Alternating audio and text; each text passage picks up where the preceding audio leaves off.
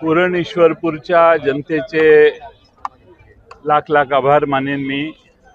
त्यांनी विकासाच्या मुद्द्याला, त्यांनी पुरोगामित्वाला, त्यांनी या उरण ईश्वरपूरच्या जो मागे राहिलेला मागच्या 9 वर्षाचा अधोगतीचा इतिहास आहे, या सर्वांच्याकडे बघून आनंदराव मलगुंडेंच्या सारखा एक अजातशत्रू, माझा सहकारी गेले अनेक वर्ष असणारा नेत्याला या शहराचा नगराध्यक्ष म्हणून काम करण्याची त्यांनी संधी दिलेली आहे। या शहराला आम्ही पुन्हा एकदा विकासाच्या रुळावर आणण्याचा पण करूनच ही निवडणूक लढवलेली होती आणि विकासाला हे शहर किती प्रतिसाद देतं हे आज नाही, गेले 40 वर्ष सतत एक अपघात सोडला तर कायम सतत या शहरात दिसलेला आहे।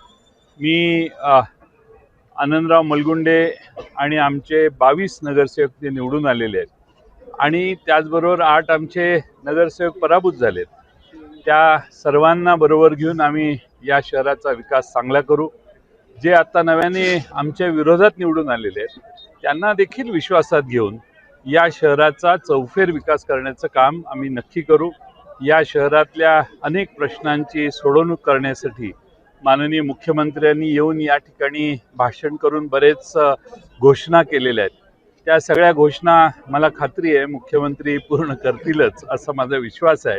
पण आम्ही सगळे पूर्ण ताकद देऊन या शहराचा विकास करून हे शहर पुन्हा एकदा पूर्वपदावर आणू हा माझा विश्वास आहे। जी लाईन प्रचाराची तुम्ही धरली होती की उमेदवारी जे विरोधी पक्षातील लोकांना दिली, त्यांनी त्याला तुम्हाला प्रतिसाद दिला असं वाटतं का? त्या मला वाटतं की तोही एक महत्त्वाचा मुद्दा ठरला या निवडणुकीत आणि लोकांनी त्याला प्रतिसाद दिला आणि मला विधानसभेत जेवढं मताधिक्य या शहराने दिलं जवळपास तेवढंच मताधिक्य माझ्या उमेदवाराला देऊन या शहराने एक वेगळाच आपली भूमिका ठाम असल्याचं पुन्हा एकदा सिद्ध केले। विधानसभेला तुम्ही गुलाल खेळला नव्हता विजयानंतर, पण आज तुम्ही गुलालात नाहून गेलाय। विधानसभेला गुलाल खेळलो नाही कारण मी माझे पक्षाचा अध्यक्ष होतो आणि पक्षाची परफॉर्मन्स काही विधानसभेला फारसा समाधानकारक नव्हता। पण आज मी या शहरावर आणि आष्टा नगरपालिका जी या माझ्या मतदारसंघातली दुसरी नगरपालिका आहे त्या ठिकाणी देखील प्रचंड मताधिक्याने विशाल शिंदे आणि तिथले 24 पैकी 23 उमेदवार हे आष्टा जनतेने निवडून दिलेले आहेत। तिथे बानामती किंवा लिंबू फिरवण्याचा प्रयत्न हा आष्ट्याच्या सुजाण सुशिक्षित आणि प्रगतिशील असणाऱ्या शेतकऱ्यांनी आणि सामान्य नागरिकांनी मोडून काढला। याबद्दल आष्ट्याचं विशेष अभिनंदन केलं पाहिजे। आज आष्टा शहराच्या विकासाची देखील आम्ही सगळ्यांनी जी कमिटमेंट केली आहे त्याच गतीनं त्या शहराचा देखील आम्ही विकास करू। निवडणुकीच्या काळात आपण म्हटलं होतं की जर का सत्ता आली तर शास्त्रीकरण बंद करणार, तो पहिला ठराव आम्ही करणार आहोत। आमच्या कमिटमेंट आम्ही पाळतो।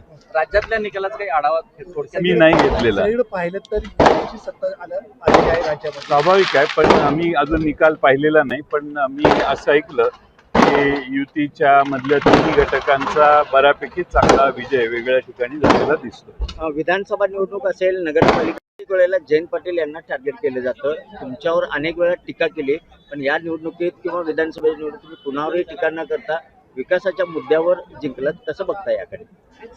या वाळवा विधानसभा, इस्लामपूर किंवा ईश्वरपूर विधानसभा मतदारसंघ जो आहे हा विकासासाठी आणि अतिशय सुजाण नागरिकांचा प्रचंड मोठी इतिहासाची परंपरा असणारा हा मतदारसंघ तालुका आहे।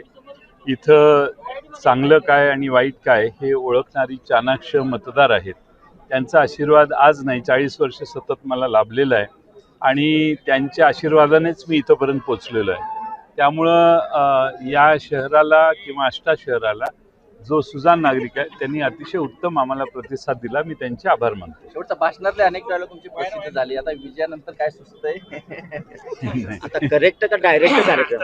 नाही, या विधानसभेत नगरपालिकेच्या दोन्ही निवडणुका आम्ही पूर्ण लक्ष देऊन लढवल्या।